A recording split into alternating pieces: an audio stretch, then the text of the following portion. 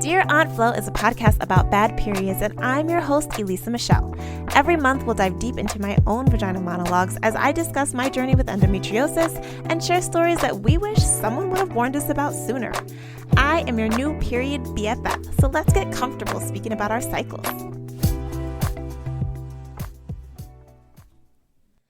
Hello. Welcome back to another episode of Dear Aunt Flo. I am your beloved host, Elisa Michelle, and today we are diving into advocacy. But first, you know what we got to do, a letter to Dear Aunt Flo. So, Dear Aunt Flo, I cried like a baby last month because a stupid doctor told me that there was no cure for you. I mean, I get it. No one has found one yet. But I don't like to be told no. And apparently you don't either. You tamed yourself a bit last month, and I'm grateful for that. But now the real challenge begins, if you know what I mean. So let's keep this convo open and aligned, okay? Sincerely fed up, Elisa Michelle. So I am in a new space today. I feel like a legit podcaster right now. I'm not in my living room. I am in an actual podcast studio. I have the headphones, I have the microphones, like I have the Rodecaster Pro. Like we're doing it. Okay, we're doing it all today. But we are talking about advocacy. If you've followed along on my journey so far, you have heard me say this word time and time again, and I will continue to shout it from the mountaintops because it's so important. What is advocacy? Advocacy is the public support or recommendation of a particular cause or policy. And that's the dictionary, like online definition. Okay, so I'm not making this up. Do people still use dictionaries anymore? I hope so. But anyway, when it comes to endometriosis or women's health in general, we need all the advocacy we can get, whether it's from a spouse or a friend or a family member or from yourself, okay? You know your body the best. In my case, it's mostly me, and that's because I never want to burden anyone else with my problems unless I absolutely have to. I spent most of my life never speaking up for myself out of fear of either repercussions or the attention. We all know how I feel about attention, and I guess another therapy moment, but I wonder if it all kind of stems from, I kind of grew up in that generation of being seen and not heard, or like speak only when you're spoken to. So I rarely had the chance to formulate my own opinions or like say what I'm actually thinking. So a lot of that now in my big age, I either go full force because, I go hard for myself if I need to, like if someone's trying to hold me back or disenfranchise me in any way, like I'm going to fight for what I believe. Or I'm going to hold myself back because I'm like, maybe I shouldn't speak up at this time. Maybe this thing is happening for a reason and I need to just kind of, go with the flow. And a lot of that I think also stems from my Christianity, right? Like turn the other cheek or give grace. So yeah, therapy. Anyway, I started really getting after it when doctors weren't believing what I knew to be true about my own body, right? So I'm living this, fully experiencing this thing, and to have a doctor just like dismiss you is insane. But I didn't know what gaslighting was at the time. I found out about it even before medically being gaslit.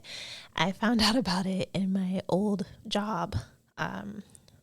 Our boss was like top tier narcissist, and I didn't even know what gaslighting was. I think It just seems like a more prevalent term nowadays. I don't know if it's always been a term and we just never knew it, or we never like knew what word to give the situation at hand. Because I mean, narcissists have been around since the dawn of time.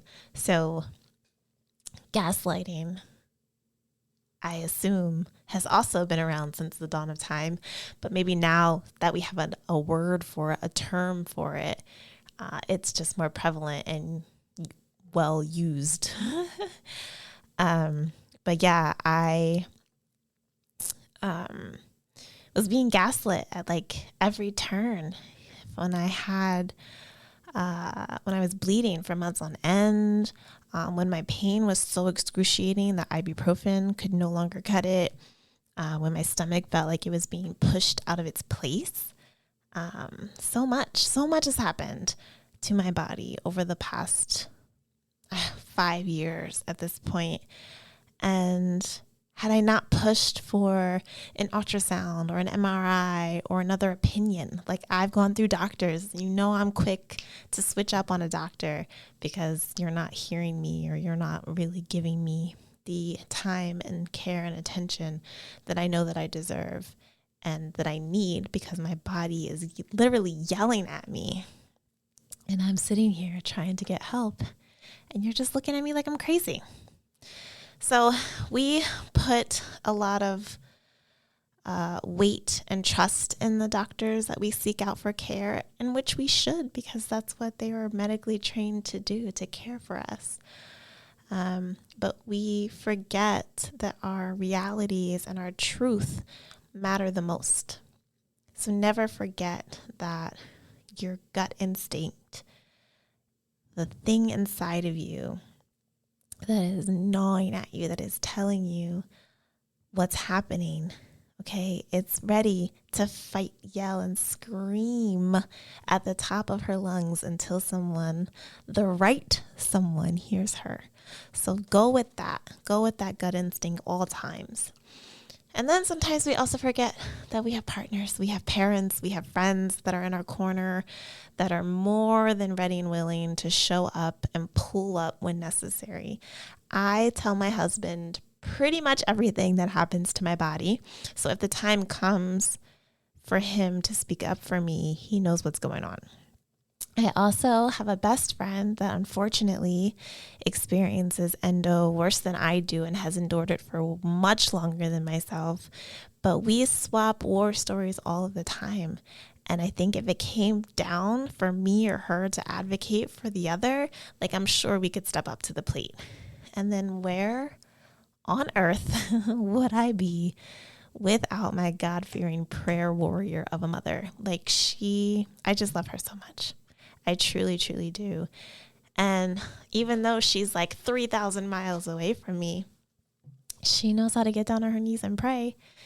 And things happen, okay? Power of prayer is a beautiful thing. And I am so grateful for her for having such a strong faith and foundation when I lose my shit. So yeah, it also helps too that like she's been through this before. I don't know if she was medically gaslit or if she had doctors that didn't care for her in the same way, but she's experienced the pain that I'm going through. She's experienced loss. She's experienced just dealing with our monthly cycle and not knowing what to do about it. And so she sympathizes with me. She can empathize with me. And I think that it hurts her more probably to see me go through what she went through than it hurts me to actually go through it. But yeah, so with all that, there are a lot of different ways that you can advocate.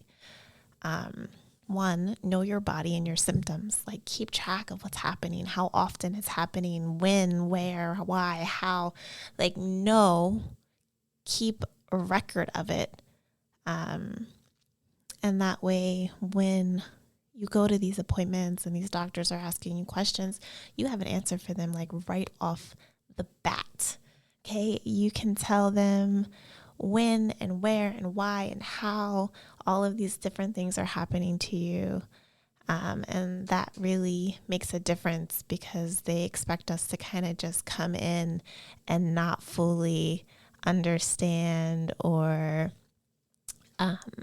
be able to articulate. Like, I lose my words a lot, but when I'm able to just kind of write down or have something tangible that I can be like, hey, this, just run down the list, right? This is what's happening and I need help. Okay. Number 2, research on your own. So understand what's happening beyond just knowing what your body is feeling. Do some research, okay? Google is your friend too, okay? WebMD might not be your friend, but there are resources out there that are available. There are a lot of medical journals and research papers and things that are online and available for you to read up on so that you can get a better understanding of what's happening. Number 3, speak up for yourself and for others. This is a great way to advocate because if you're experiencing it, chances are someone else is experiencing it too. This podcast is a form of advocacy for me. I'm able to share my story because I know that there is a community of other women out there who are experiencing some of the similar or at least relatable things that are happening to me. And another reason or another way to advocate is to fight the system, okay? Get in from the inside.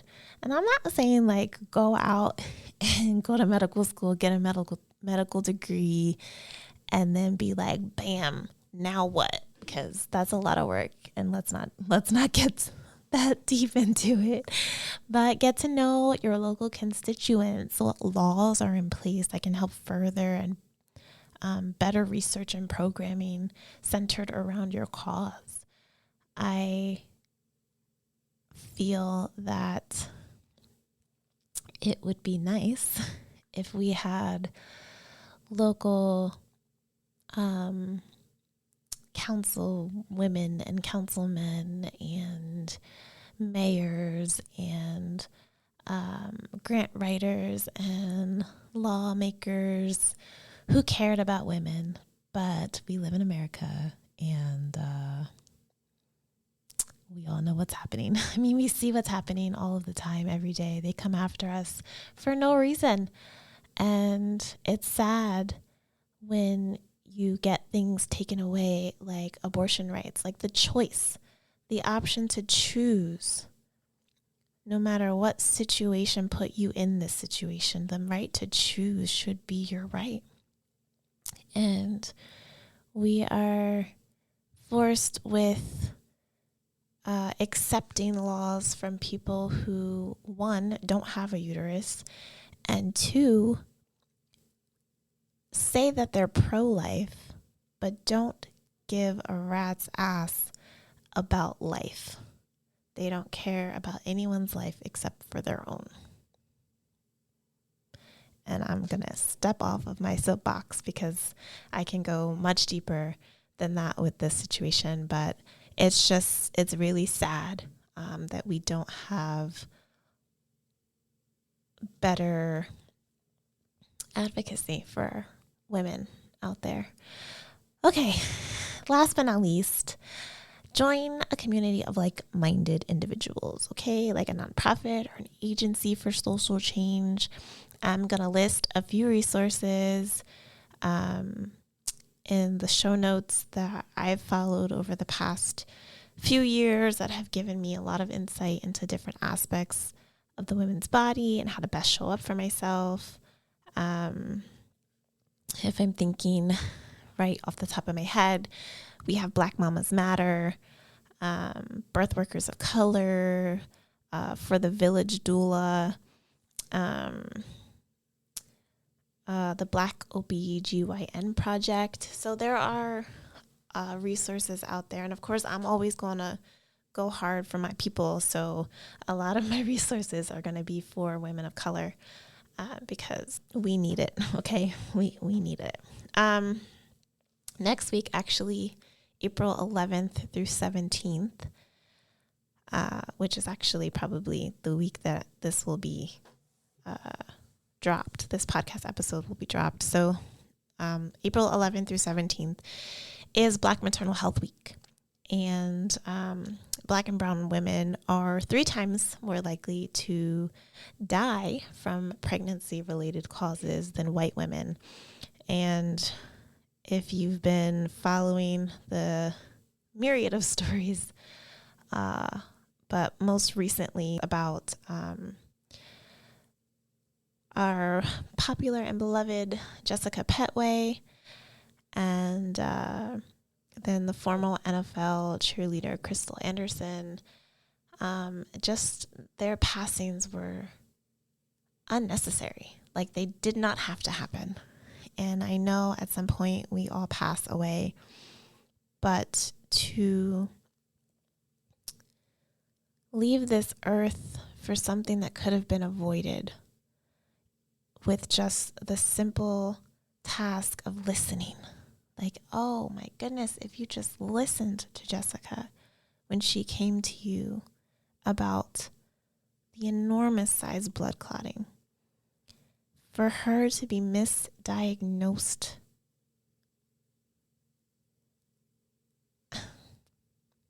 like, it tore me up inside. She was told that she had fibroids, which I'm very sure she did, but she also had cervical cancer. And how do you mistake that as a medical professional? How do you mistake cervical cancer for fibroids?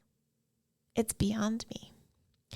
But her death could have been avoided had someone listened to her and took her seriously about the pain that she was in, about her circumstances. And then Crystal Anderson passing away from sepsis, I can never say that word, shortly after the stillbirth of her daughter. I just think of when COVID was around and like running rampant, and women weren't allowed to have their partners or family members or anyone else in the room with them when they went to doctor's appointments, when they had their pregnancy checkups, when they were giving birth. Like, I can't imagine having to be alone in that type of situation with my own voice, trying so hard to fight for myself, and doctors just dismissing it off as nothing. Another day for them. It's just another day in the life for a doctor to do whatever that they do. It's really disheartening. I also think about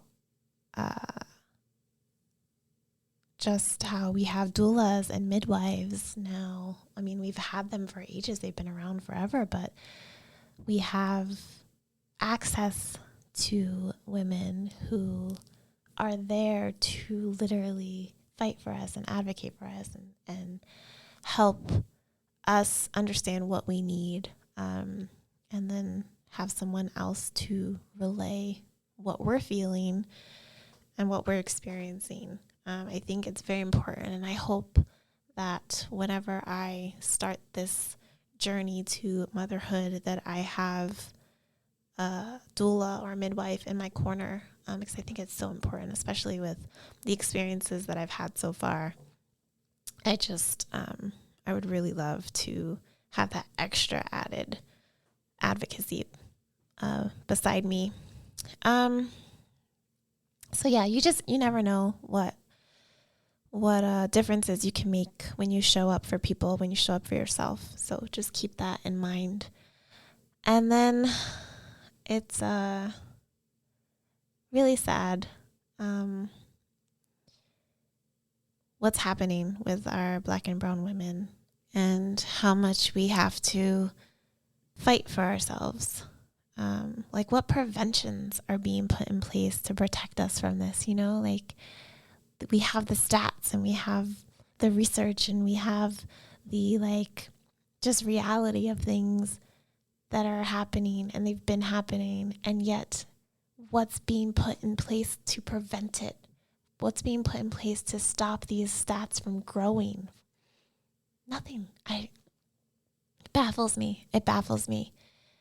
Wellness visits aren't even the same anymore. You go in for a physical or for your pap smear. Pap smears are on your insurance every 3 years. Why are they not yearly anymore? What happened to annual pap smears? Does my vagina just stop needing a checkup for 2 years out of the time? That's just not, it doesn't make any sense to me. I watched a video the other day, actually. A lady was talking about how her insurance says every 3 years for pap smear. She went in anyway to get one during her wellness visit. And they told her, no, every 3 years. And she said, no, I'm going to check with my insurance. And she did. She called them, asked all the questions she needed to ask. And they said that, yes, it's written that they don't do it or don't need it every 3 years. But if you want one during your wellness visit, you can request it and they don't charge you for it. And this is she has Kaiser. So I don't know what the other insurances are like, but you can definitely double check.